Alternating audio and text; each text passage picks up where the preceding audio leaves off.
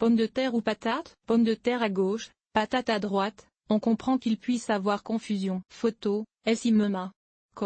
Les petits Québécois se font disputer pour avoir dit patate au lieu de pomme de terre sous prétexte que le premier terme serait un anglicisme, dérivé de potato, alors que pomme de terre serait le vrai terme français. En fait, cependant, on appelle ce tubercule patate dans le langage familier partout où l'on parle français, non seulement au Québec, mais aussi en Europe, et cette utilisation n'a rien d'un anglicisme.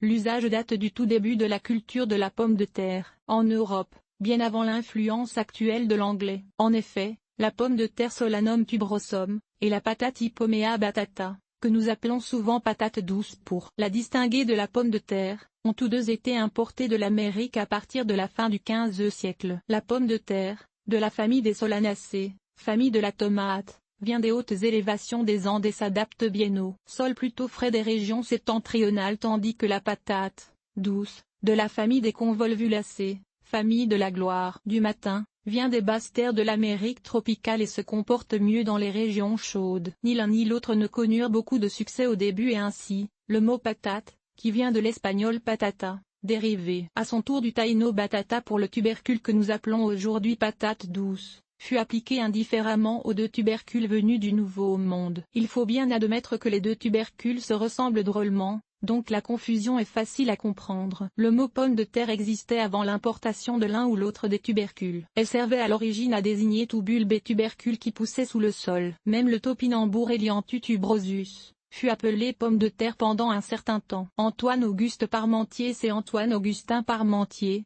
1737-1813, qui a fait connaître les vertus de la pomme de terre aux Français, qui a essayé d'imposer le terme pomme de terre pour désigner le tubercule de Solanum tuberosum, et ce, à partir de 1773. Avec plus ou moins de succès. Le terme patate demeure, dans bien des régions, le mot familier pour pomme de terre, donc quand vous l'utilisez, vous ne commettez pas un anglicisme, vous suivez plutôt une tradition séculaire bien française. Quel terme employer alors?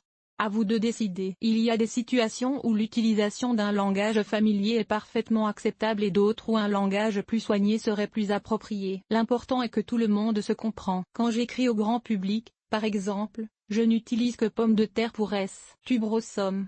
Mais quand je discute avec mon épouse, je soupçonne que je dis plutôt patate. Notez bien que la même confusion existe dans plusieurs autres langues. En espagnol, par exemple, les mots papa, du mot inca pour Solanum tuberosum, et patata sont tous deux utilisés pour la pomme de terre dans différentes régions. Quant à la patate douce, elle porte divers noms, camote, batata, papa dulce, boniata et bien d'autres. Décidément il n'est pas facile de nommer un tubercule dans ce bas monde.